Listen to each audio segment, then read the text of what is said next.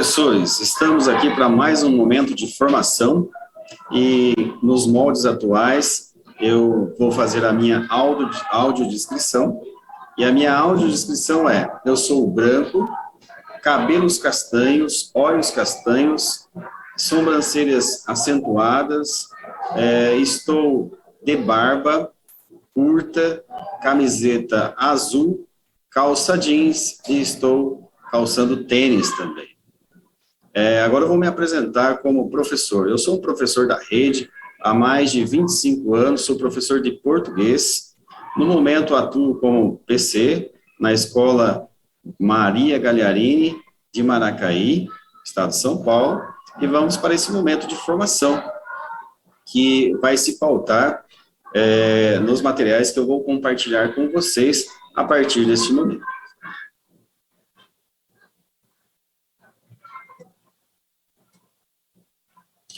Nosso material hoje é voltado para o componente curricular, né, língua portuguesa, 9º ano, etapa 1º bimestre, situação A1.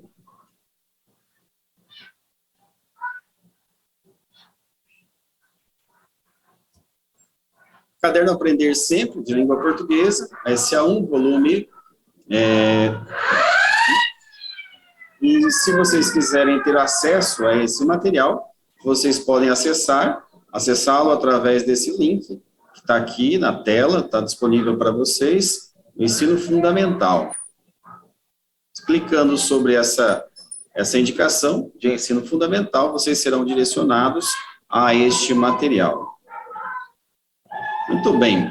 Quais são os objetivos dessa formação, desse momento? Apresentar a sequência de atividades do material Aprender Sempre, 9º ano, relacionar o tema central do letramento com as atividades da SA1, tendo por foco a concepção de leitura, fortalecer as ações de desdobramento do ATPC, com foco na organização da gestão de sala de aula. Para entender um pouquinho melhor esse momento, né, vamos ver a agenda da EFAF. Primeiro momento, apresentar a sequência de atividades do material, Aprender Sempre do 9º ano. Um segundo momento, relacionar esse tema, o tema que vai ser tratado, o tema central do letramento, com as atividades da SA1, tendo por foco a concepção de leitura. E num terceiro momento, fortalecer as ações de desdobramento da TPC, com foco na organização da gestão de sala de aula. Pois bem, vamos no primeiro momento, que é a apresentação da sequência de atividades do material Aprender Sempre, 9º ano. Sempre lembrando, a SA é sequência de atividades. Revisitando a matriz de habilidades. Antes de dar início à SA1, vamos retomar conceitos relativos à matriz de habilidades essenciais, observando o quê? Em primeiro lugar, o currículo. Por que priorizar o currículo? Segundo lugar, as habilidades essenciais. Terceiro, as habilidades de suporte. E quarto, nosso quarto momento, o quadro indicativo das aulas. Pois bem, matriz de habilidades essenciais, 1. Currículo, por que priorizar? Pois bem, nós temos várias informações, né, neste momento aqui, e você que está pensando na rotina de sala de aula, é preciso lembrar o quê? Pensar quais são os procedimentos mais indicados para o momento. Qual o momento? Esse momento de pensar e repensar sua atividade em sala de aula. Então, o que tem que se levar em consideração? Aquilo que é essencial. É essencial para quê? Para o aluno seguir a trajetória para o ano seguinte, para o prosseguimento daquele próprio ano. E aí tem também outro elemento que é necessário se levar em consideração nesse momento, que é ajustar as prioridades de aprendizagem. Isso é essencial para que se tenha ganho de qualidade no trabalho de ensino. Então, quais são as prioridades? Sempre a gente tem que estar fazendo essa pergunta para saber aquilo que é essencial. Outra ideia, outro raciocínio que tem que ser levado em conta nesse momento. Ensinar o mesmo conteúdo em menos tempo, sem que haja as devidas condições. O que é isso? Priorizar, ser objetivo, verticalizar, ir direto ao ponto. E levando ao final aquilo que é realmente necessário para o tempo pedagógico. E essa modificação do tempo pedagógico tem que ser sempre repensada. Porque não adianta seguir um protocolo rígido, montado, né, através de um plano montado há meses atrás. É importante que essas prospecções sejam feitas em tempo real na sala de aula, para que as devidas correções na trajetória da sala de aula também aconteçam em tempo hábil, né, para que você não fique com planos de aulas obsoletos. Também, num segundo momento, currículo. Por que priorizar? Porque neles estão, nos currículos, ou melhor, no currículo estão as habilidades e os conhecimentos que são essenciais. Essenciais como? Essenciais para o avanço da progressão do aluno, né? Até que ele termine o ciclo dele na escola, no ensino fundamental, ele precisa dominar certas habilidades, demonstrar domínio dessas habilidades. E quais são essas habilidades? Aquelas que constam no currículo, porque elas serão cobradas mais adiante. Então, as habilidades essenciais para o ano série corrente, ou quais são as de anos anteriores que os alunos ainda não dominaram. Então, aquele trabalho de estar sempre buscando lá como está o aluno diante das habilidades que lhes seriam necessárias naquele momento, é um movimento que tem que ser usual do professor.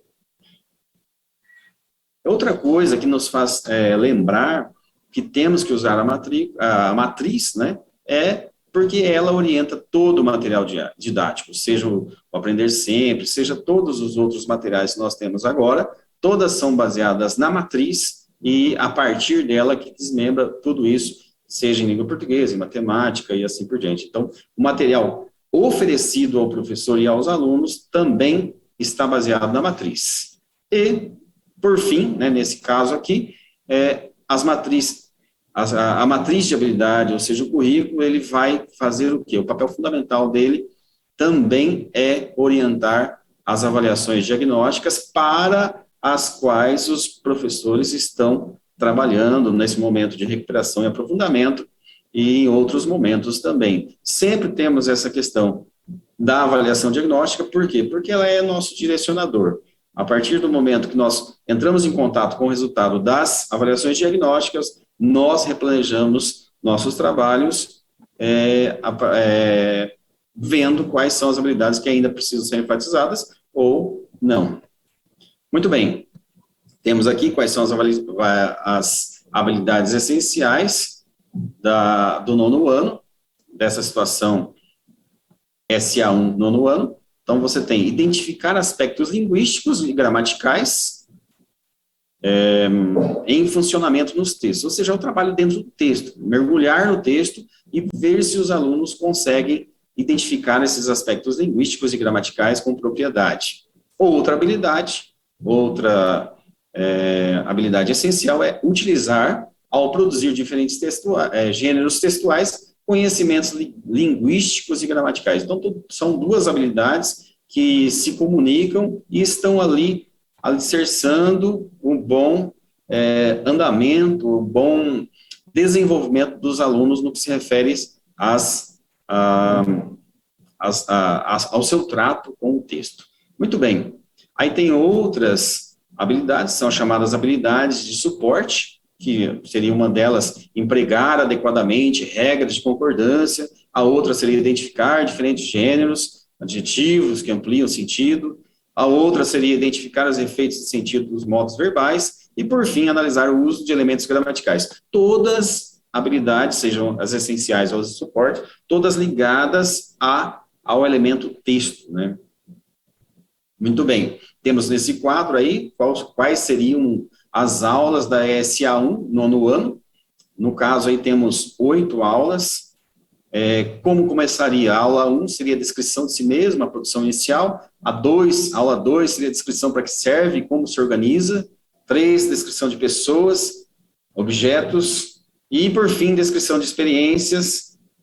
Além disso, também tem a aula 5, descrição e marcas de expressividade, sempre repetindo a palavra descrição. Então, é um enfoque nesse momento de trabalho, como e por que nós devemos estudar descrição. Por fim, na aula 6, palavras que caracterizam objetos, depois da aula 7, autorretrato, E aula 8, autorretrato novamente, no autorretrato 2. Concepções teóricas. Nesse momento, eu faço uma referência para vocês, tem o material já da EFAP no repositório, que a Márcia já trabalhou com vocês, e ele está lá para ser analisado na formação de etapa. Então, vou passar assim, sem me aprofundar muito, porque ele já foi aprofundado na formação de etapa. As concepções teóricas seriam mais ou menos, seriam voltadas para o seguinte: no momento anterior ao início da SA1, você precisa levar algumas questões em um grau de importância um pouco maior. Tudo aquilo que está relacionado a letramento e as práticas de leitura.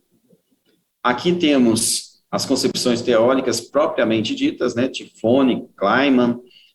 Tifone fala da alfabetização, do letramento, né? A alfabetização que se ocupa da aquisição da escrita por indivíduo ou indivíduos, e o letramento também, com todas as suas concepções, e a Kleiman que coloca as suas opiniões, os seus argumentos a respeito de práticas de leitura e escrita, como elas se dão, analisa a relação entre elas também.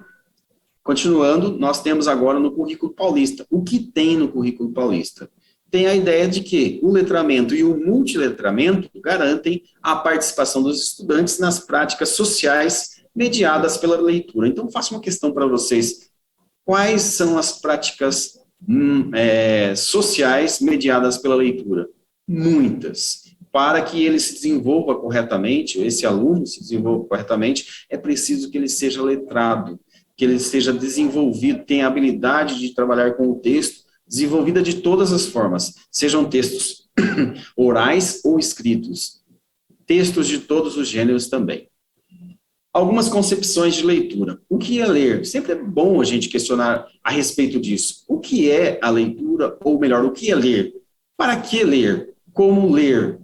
Todas essas questões que, de um certo modo, podem até parecer filosóficas, mas é importante nós trazermos também essa reflexão a respeito das nossas atividades dentro da sala de aula e das atividades do aluno que estão em sala de aula, mas que também vão levar para a vida, né? As respostas para esses questionamentos dependem da concepção de leitura resultante de uma determinação de um determinado leitor, de uma língua, de um texto, da construção de sentidos. Ou seja, é importante que o professor esteja abordando essa questão, ampliando essa questão, extrapolando esse tema da leitura, para que aí haja contribuição dos alunos, que eles tragam o conhecimento de mundo deles a respeito desse item, leitura, e os seus diversos vieses. Então, temos aqui também a ideia da interação autor, texto, leitor. São sujeitos vistos como autores, construtores sociais, sujeitos ativos que dialogicamente se constroem e são construídos. Ou seja, quando a gente trata de leitura, a gente trata de consumo de leitura, mas também produção de leitura, e pensar em como eles absorvem o que leem, que tipo de leitura eles têm e que tipo de leitura de texto que eles produzem para a leitura está ocorrendo. Muito bem. Outras concepções, algumas concepções de leitura. Leitura é o quê? É interativa, de extrema complexidade na produção de sentido. Não se realiza somente por meio de elementos linguísticos, de forma composicional do texto, mas requer a mobilização de vasto conjunto de saberes. Cito aqui o poder de contextualização, o conhecimento de mundo que a pessoa tem, para que essa leitura se dê num rol maior de possibilidades, que ela seja mais rica, que ela seja mais profunda, que ela seja mais frutífera também quando nós pensamos em futuro. Apresento aqui nesse slide para vocês também um quadro muito importante das práticas de leitura que serão executadas a partir dessa proposta para vocês no primeiro bimestre de 2022. Então, a língua portuguesa, a linguagem como prática social, de maneira a considerar todos os eixos do componente, ou seja, linguagem como prática social. Então, nós temos aqui os eixos componentes, qual que é o foco deste trabalho que nós faremos nesse primeiro bimestre. Leitura, em seguida produção de texto, em seguida a produção de texto, oralidade e depois análise linguística e semiótica também. Então, agora nós entramos num segundo momento dessa formação, em que nós vamos conhecer e analisar algumas atividades da SA1. Muito bem. Ações pedagógicas para antes da leitura. Sempre aquele item, né? Sempre aquela ideia. Como vou começar uma aula de leitura? Antes de colocar o texto na mão dos alunos, é preciso que haja um momento de motivação. Esses alunos precisam estar motivados a ler, porque senão você corre o risco de apresentar um texto, colocar um texto, seja em forma de papel, seja em forma digital para eles, e eles simplesmente ficarem parados à frente daquele texto, imaginando que aquilo é um movimento muito trabalhoso, que talvez seja até enfadonho para eles, né? Então, motivar, como motivar? Aí tem algumas estratégias, e essas estratégias o professor precisa sentir da sala. Ele precisa ter a sensibilidade para despertar no leitor, despertar talvez até uma ideia mais ousada, no futuro leitor que está ali à sua frente, porque muitas vezes ele não tem o hábito da leitura ainda, mas você pode trazer esse hábito para ele, dependendo de como você apresenta a leitura para ele, mais precisamente, como você faz a motivação para que ele leia. Tá? Aí é interessante também, não só interessante, mas primordial, que você coloque para esses alunos quais são os objetivos da leitura. É para divertir, é para adquirir conhecimentos, é para estudar para uma prova, é para quê? Para que serve para a vida dele? Se ele estiver motivado, e a motivação pode estar ligada também aos objetivos da leitura, a leitura, no caso aí, se a pessoa estiver extremamente motivada, ela vai vencer talvez até a falta de vocabulário, ou às vezes a falta de conhecimento de estruturas linguísticas da língua, e aí vai captar o elemento que está dentro do texto, a mensagem que está dentro do texto, usá-la da maneira mais interessante possível e continuar na sequência de leitor. Sugestões também aqui que passam para o trabalho como leitor, para o trabalho de leitura, né? Outras sugestões para ainda antes da leitura propriamente dita, mediação das estratégias de leitura dos estudantes. Como as pessoas leem? O que elas fazem primeiro antes de ler um texto? O que remete à visão do texto? O que faz com que esse aluno se interesse ou não pelo texto? Então, é importantíssima essa estratégia. Como chegar a isso? O momento anterior à leitura teve participação, discussão, envolvimento dos alunos para, posteriormente, chegar ao texto propriamente dito. Falou-se do autor, falou-se da capa do livro, falou-se da ilustração da capa do livro e de outros elementos, de temas que estão no livro, que estariam presentes possivelmente estariam dentro do texto, as hipóteses, né? E aí, em seguida, também tem uma contextualização do texto, que seja, o que quer dizer essa contextualização? Trazer a significação, a possível significação daquele texto para o mundo, ou seja, é uma hipótese de revelação do livro, do texto em si. Olha, contextualizamos, fala sobre racismo, fala sobre relações étnico-raciais, fala do quê? Fala de política, fala de culinária. Isso é contextualizar. Isso gera uma ansiedade boa nos alunos para encontrar lá dentro aquilo que seria interessante ou não.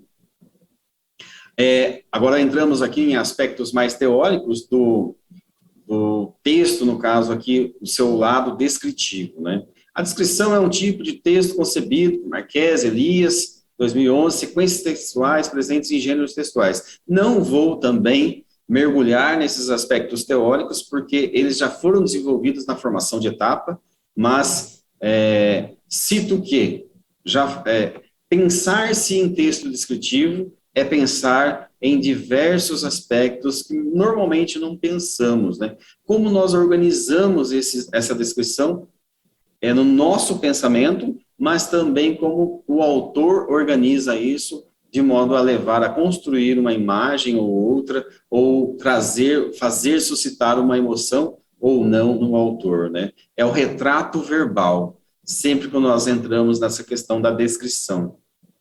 Continuando, né? Então, temos também aqui outras ideias dentro desse rol de citações, de aspectos teóricos, que seria o quê? O que a descrição pode trazer? Ela pode trazer o ponto de vista de um autor. Um tipo de texto tem um modo de descrição diferente de outro tipo de texto. Vamos imaginar, por exemplo, que um manual de instruções escreve para que a pessoa faça a relação certa das peças ou de algum elemento para montar algo. A descrição de um romance, ela é feita com a intenção de gerar uma imagem bonita ou feia, ou que desperte algo emocional no leitor. Então, dependendo do texto, dependendo da colocação, da descrição, ela assume diferentes aspectos no que se refere à construção, mas também na decodificação. Objetivos e habilidades da aula. De que maneira os objetivos e as habilidades dialogam com a aula 3? Objetivo da aula: reconhecer a função social e discursiva do gênero textual perfil, no qual predomina a descrição tanto de pessoas, objetos, ambientes e situações, como cenas, bem como identificar marcas linguísticas dos textos descritivos. Habilidades essenciais. Primeira delas, identificar aspectos linguísticos e gramaticais, como já foi lido lá anteriormente, em funcionamento nos textos. A segunda seria a utilização desses aspectos, a utilizar ao produzir diferentes gêneros textuais, conhecimento linguístico e gramatical. Conhecendo a atividade. A atividade que iremos analisar hoje pertence à SA1 do 9º ano Aprender Sempre. Seria a aula 2. Qual que é a ideia dessa aula? Para descrição. Para que serve e como se organiza.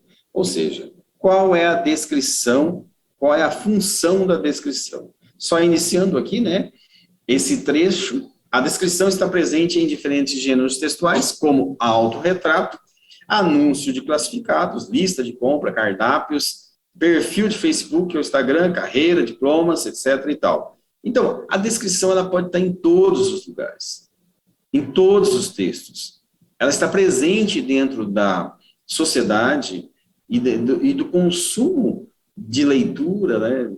Nós sorvemos descrição todos os dias, seja online, seja na internet, nos celulares, seja através do jornal ainda escrito, que está aí, né, em papel, mas assim, as palavras que são usadas, né, em descrição sempre fazem referências a seres humanos, seres, objetos, animais, todas as espécies de coisas que estão ao nosso redor. Para quê? Para passar isso a alguém. Essa é a grande ideia da descrição e ela está ali, ao seu lado, quando você abre seus olhos e decodifica algum texto por finalidade ou por uso, sei lá, ou apenas por distração, mas de modo utilitário ou não, ela está ali presente no nosso dia a dia.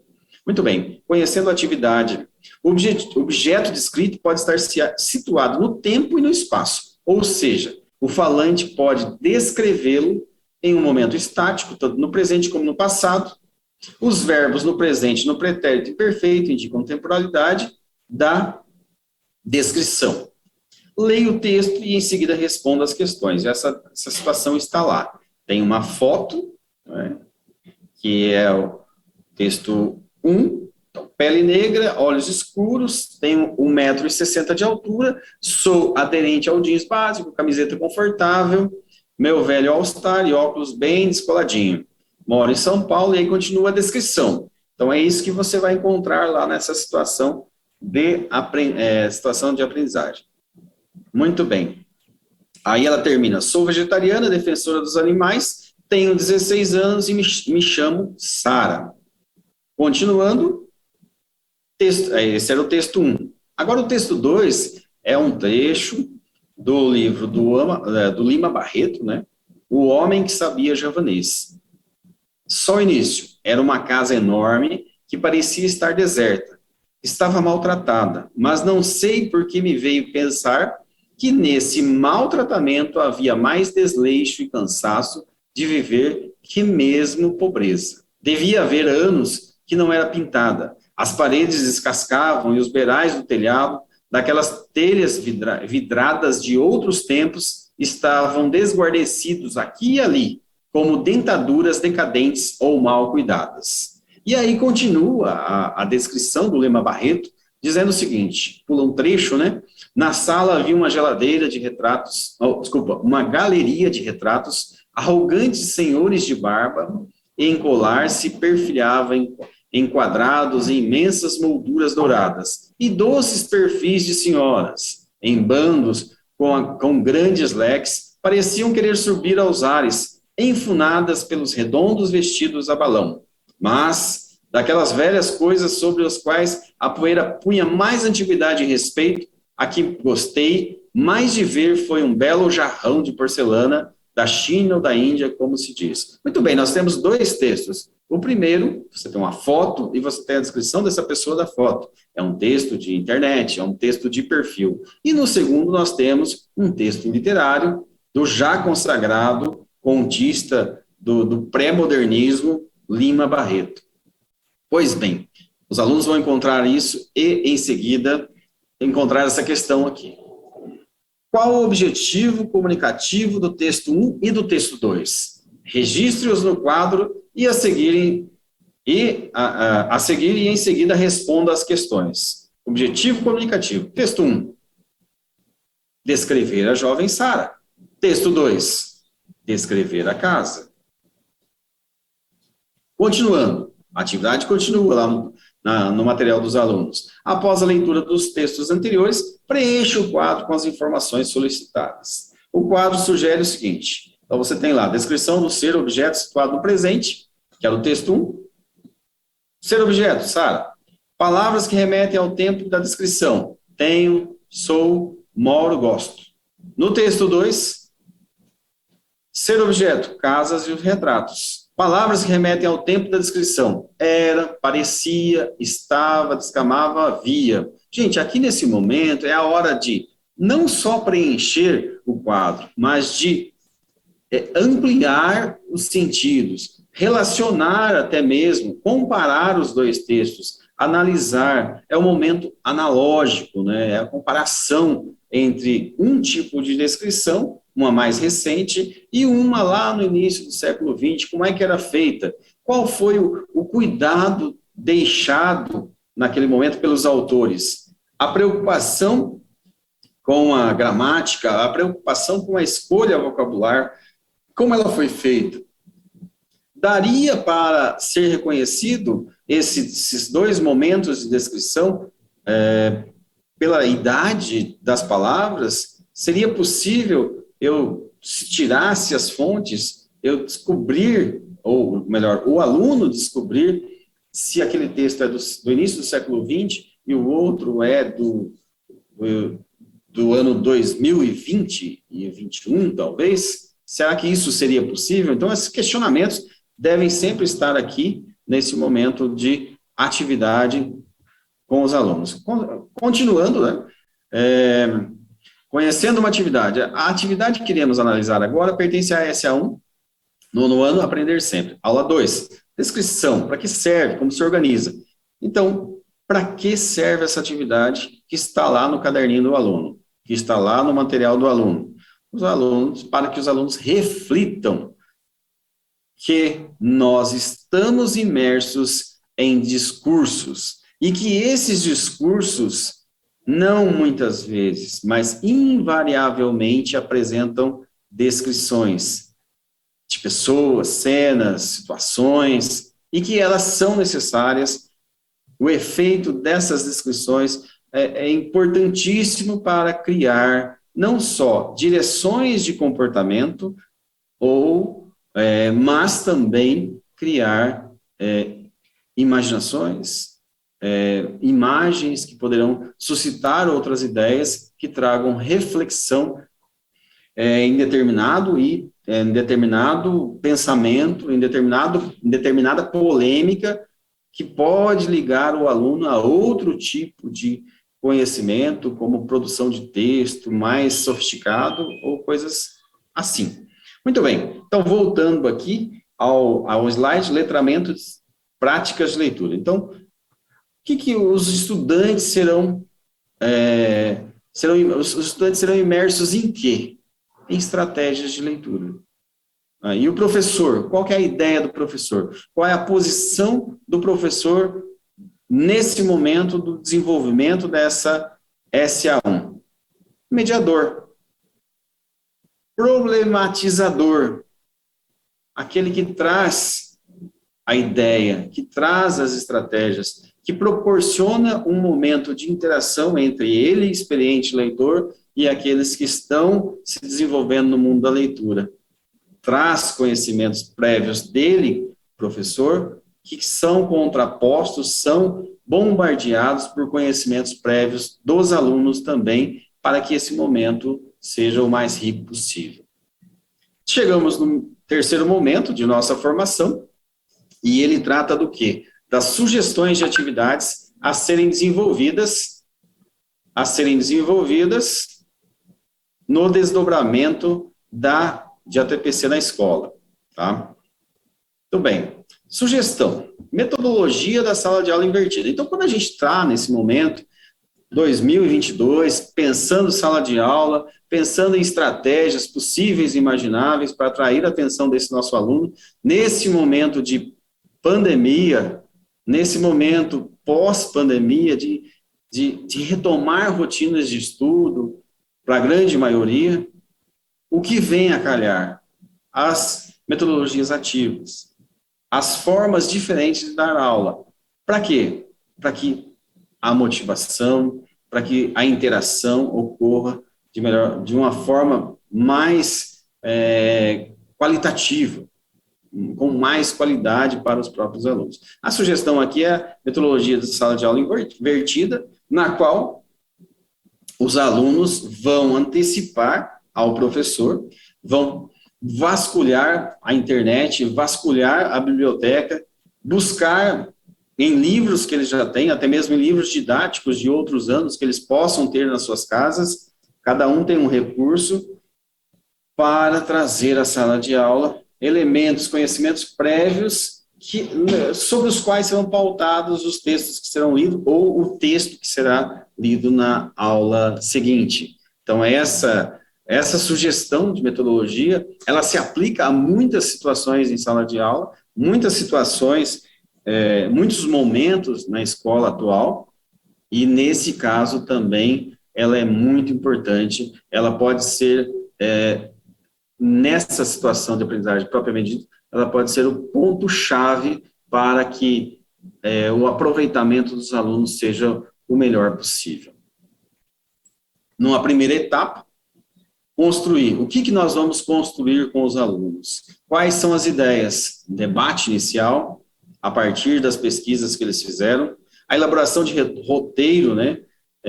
Cada um dos alunos podem fazer um roteiro. Nós vamos pesquisar tal área, nós vamos pesquisar tal fonte ou fontes. Aí nesse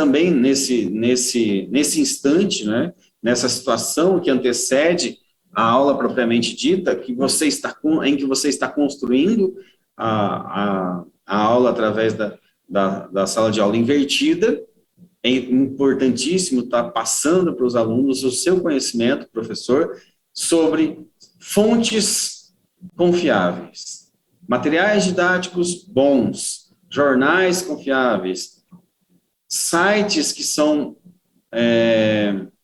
importantes para pesquisas nesse ramo ou naquele ramo. E o mais importante de tudo, que o aluno muitas vezes não traz de casa ou não traz de anos anteriores isso dentro dele, esse hábito, que é criar cronograma a ser cumprido. Então, quando você está construindo essa aula, utilizando a sala de aula invertida, com a metodologia ativa sala de aula invertida, além de você estar fazendo com que o aluno seja cada vez mais protagonista, você vai estar desenvolvendo nele essa capacidade de organização que prevê o estabelecimento de metas, de divisão de trabalho, embora o trabalho seja conjunto, ele tem umas subdivisões, e esse subdividir-se, organizar-se, interagir para construir algo de raciocínio, de reflexão em conjunto, é uma experiência muitas vezes inédita para o aluno, inédita e inesquecível também. No segundo momento, ainda na sala de aula, sugere-se que sejam formados os grupos, né, de forma que não fiquem só os mais espertos e os menos espertos, os mais ativos e menos ativos, mas que seja bem distribuído, né, discutir com todos os alunos qual é o papel, qual é a importância desses alunos, né, dentro dos seus próprios grupos, mas também do grupo total da sala, ver o que é possível se usar de tecnologia ou não, quais materiais pedagógicos podem estar sendo encontrados na própria escola, ou que eles têm na casa dele. Então, essa discussão, essa prospecção com os alunos, feita através da mediação do professor, é fundamental, e discutir como serão as apresentações desses resultados das pesquisas. Muito bem. E agora nós chegamos na terceira etapa. Então, você tem mais um elemento, indicando o centro de mídias, né? Orientar os estudantes para acessar o centro de mídias, né? No caso aqui, para o nono ano, o caminho de acesso já está presente nessa formação aqui, com o endereço, né? O caminho de acesso pode ser disponibilizado nesse endereço eletrônico desse slide que está aqui. Por quê? Porque é a expansão, é um material que está ali presente para que ele consulte quando necessário. Ele tem a mídia necessária na mão, tem o celular na mão, tem o computador em casa, tem o computador na escola também, que é fornecido para que ele volte seu olhar para uma formação cada vez mais sólida. E uma quarta etapa, a socialização. Como isso pode se dar dentro da escola, na sala de aula? Que talvez seja em todos os momentos, se nós pensarmos bem, é o momento mais importante, né, em que culminam todos os conhecimentos, em que chegam-se às conclusões, mas também que se fazem as comparações entre aquilo que um vasculhou, um pegou, em que as unanimidades desaparecem e que percebam-se as diferenças e as diferentes visões, os diferentes olhares e as diferentes, até mesmo, ideias teóricas sobre o mesmo tema. Então, essa é uma etapa de suma importância, pois é o momento de decidir o formato das apresentações. Então, esse é um momento que merece também muito cuidado. O que será feito? Exposição de relatório?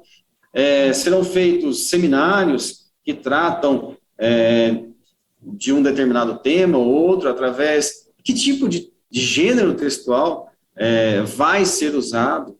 E debate? É possível que haja um debate sobre os temas polêmicos que envolvam toda a questão? Então, são questões que nós devemos estar sempre pensando a respeito para esse quarto momento, que é a socialização das atividades.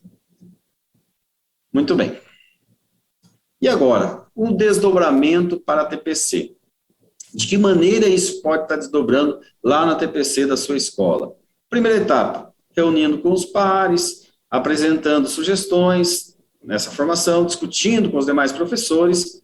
Aí, no segundo momento, selecionando aulas que atendam às habilidades que são necessárias. Depois, observando proposta da formação dessa análise, e análise para a formação, análise da aula selecionada, ou seja, nessa SA1.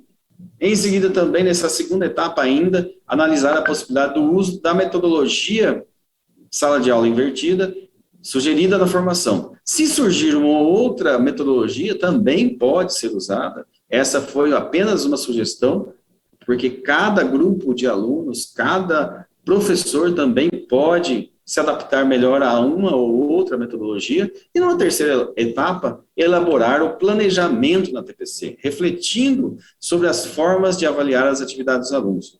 Também verificar a possibilidade de os trabalhos serem socializados, não somente na sala de aula, mas também divulgados na escola, no mural da escola, no pátio da escola, no salão de atos da escola, num lugar onde todos os estudantes de diferentes momentos, seja ou de séries, possam estar sorvendo aquilo que foi produzido intelectualmente pelos alunos. Quando isso acontece, você tem aquela interação necessária para toda a unidade escolar, que é aquele clima cultural, aquele clima de aprendizado que precisa existir sempre. Sistematização da formação. O que vimos nesse encontro? Foi apresentado a vocês, trabalhamos juntos com a sequência de atividades do material Aprender Sempre do 9º ano. Relacionou-se o tema central do letramento com as atividades da SA1, tendo o quê? Como foco? A concepção de leitura. Quando nós tratamos de leitura, tratamos de um tema fundamental em toda a prática, não só do professor de português, não só do professor de português do 9º ano do qual estamos falando, mas de todos os anos série que estão aqui, mas também de todas as disciplinas. Ler é a porta de entrada, né? A leitura é a porta de entrada dos alunos ao mundo do conhecimento e ao sucesso acadêmico e ao sucesso em sociedade, por que não? E aí, num último momento, sugerimos ações que possam fortalecer o desdobramento da TPC, que é este que acabamos de conversar sobre ele, com foco na organização da gestão de sala de aula. Aí segue um outro raciocínio, segue uma outra reflexão. É importante que você tenha bons materiais? Fundamental.